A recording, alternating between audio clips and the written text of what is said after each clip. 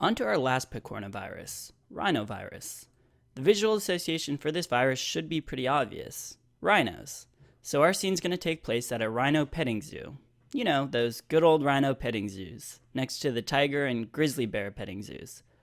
Anyway, we have our adult rhino in the back with the baby rhino Pico counterparts in the foreground to remind you, of course, of picornavirus. Remember, rhinovirus is kind of the black sheep, or should I say black rhino, of the picornaviruses. It has some exceptions to the rule. Before we go over the exceptions, do remember that it is a naked virus, as depicted by the statue of David here. Looks like David's got himself a camera. Maybe he's a modern David? We'll explain that later. Let's move on for now. So how is rhinovirus transmitted? Usually through inhalation. Rhinovirus is unique amongst the picornaviruses in that it's acid labile and therefore cannot go through the GI tract. Here we have a tourist at the baby rhino zoo feeding a rhino a lemon. The lemon is our symbol for being acid labile. Remember it from our cholera and salmonella videos? So again, since it is acid labile, it can't go through the GI tract and hence can't get transmitted fecal orally like the rest of the picornaviruses. Instead, it has respiratory transmission. So we'll have one of the baby rhinos sneezing on one of the zoo's guests. Additionally, the virus can be transmitted on fomites, or grubby hands. So that's why it's important to wash your hands to keep from getting a cold. We'll add a sign that says, "Please wash hands after petting rhinos." This will remind you that it can be transmitted through fomites. Pretty obvious since we're talking about the common cold. Okay, let's get into something that's not so obvious. The mechanism of how rhinovirus is transmitted. Let's add another tourist who's leaning into the cage to pet a baby rhino. Notice around the tourist's neck there's a camera, whose strap is being wrapped around the rhino's horn. This illustrates exactly how rhinovirus enters the host cell, by attaching to a molecule called ICAM1. CAM is for camera, and specifically there's only one camera. So again, rhinovirus enters host cells by attaching to ICAM1.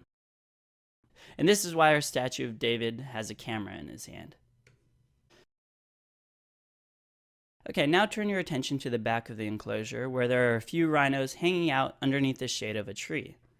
And this is exactly what rhinos do on hot days. They stay in the shade to keep cool.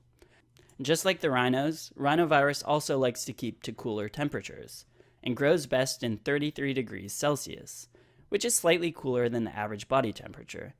So let's add a thermometer that reflects the nice cool temperature under the trees. So where in the body can we find these cooler temperatures for rhinovirus to grow? In the upper respiratory tract, where the air is cooler and constantly flowing in and out, acting as a natural air conditioner, much like the shade of the tree.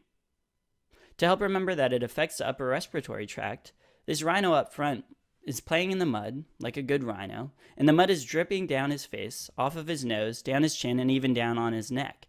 The rest of the rhino, however, is still gray and untouched. He's just got a mud bath facial. Again, this should help you remember that rhinovirus only affects the upper respiratory tract. Alright, and lastly, you should know that rhinovirus has a ridiculous number of different serotypes. Specifically, there's 113 of them. Although you definitely don't have to remember how many serotypes there are, you should remember that there are a bunch of different flavors of rhinovirus.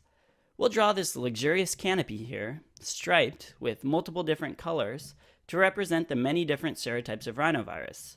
And why is this clinically important? If there are 113 serotypes, it's very difficult to make a vaccine to cover all of them. So this is why we have no vaccines for the common cold, at least not yet. So I guess the good news is you don't have to remember any vaccines, and you also don't have to remember any treatments, because there aren't any antiviral treatments.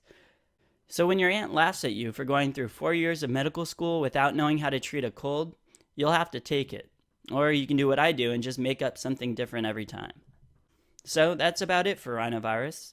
You want to remember the key points, and that's that it's acid labile, and it's transmitted via inhalation, and then everything else should fall into place. And with that, we've wrapped up the picornaviruses. We have a handful more RNA positives to cover, then we'll be done with the whole group. Making progress.